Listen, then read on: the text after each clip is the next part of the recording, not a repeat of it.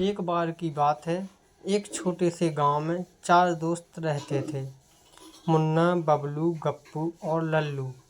चारों बचपन के दोस्त थे और आलस में अव्वल दर्जे के। काम से जी चुराते, लेकिन दिमाग लगाने में कभी पीछे नहीं रहते थे, चाहे मामला निकम्मापन बढ़ाने का ही क्यों ना हो। एक दिन चारों पेड़ की छांव में बैठे गप मार रहे थे। मुन्ना बोला, हम सब पढ़ाई में फेल हैं, खेती बाड़ी आती नहीं, अब जिंदगी कैसे कटेगी।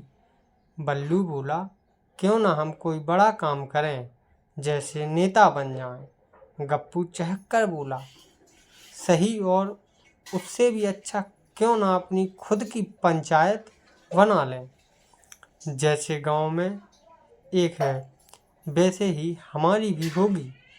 लल्लू ने सिर खुजाते हुए कहा, वाह, पंचायत तो बनानी चाहिए, लेकिन लोग हंसेंगे नहीं। मुन्ना बोला, हंसने दो, हम मूर्खों की पंचायत बनाएंगे और उसमें सिर्फ वही लोग शामिल होंगे जो पूरी तरह से मूर्ख हों। चारों को आइडिया बहुत पसंद आया।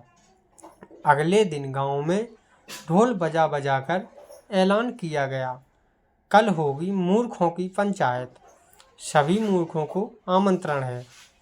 गांव वाले पहले तो चौंके, फिर सोचने लगे कि ये चारों पागल तो पहले से ही हैं, अब बाकायदा प्रमाण पत्र भी बांटेंगे। अगले दिन पंचायत बैठी। चारों ने पेड़ के नीचे टेबल और कुर्सी लगाई। गप्पू ने घंटी बजाई और पंचायत की शुरुआत की। मुन्ना पंचायत का पहला एजेंडा, सबसे मूर्ख कौन है। पहला उम्मीदवार आया, हरिया। हरिया बोला, मैंने कल अपने बैल को मोबाइल में चार्ज लगाने की कोशिश की ताकि वो तेज चले।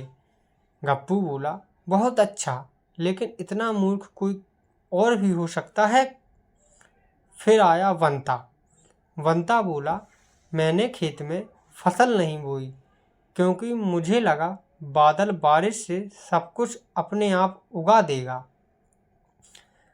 लल्लू बोला, वाह, आप तो हमारे सचिव बन सकते हैं। गांव वाले हंसी रोक नहीं पा रहे थे। कुछ पेड़ पकड़कर लोटपोट हो रहे थे। तभी पहुंचा एक सरकारी अफसर जो गांव में निरीक्षण के लिए आया था। अफसर बोला, ये क्या तमाशा लगा रखा है।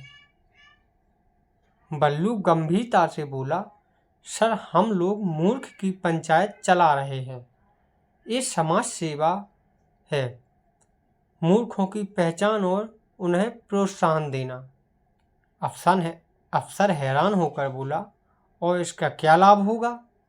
गप्पू बोला, सर, जब सारे मूर्ख एक जगह इकट्ठा होंगे तो समझदारों को चैन मिलेगा। अफसर ने खुद की हंसी रोकी, लेकिन फिर बोला, तुम सब पर दिमाग ज़्यादा और काम कम करने का आरोप है। तुम्हें समाज सेवा नहीं, हल चलाना चाहिए।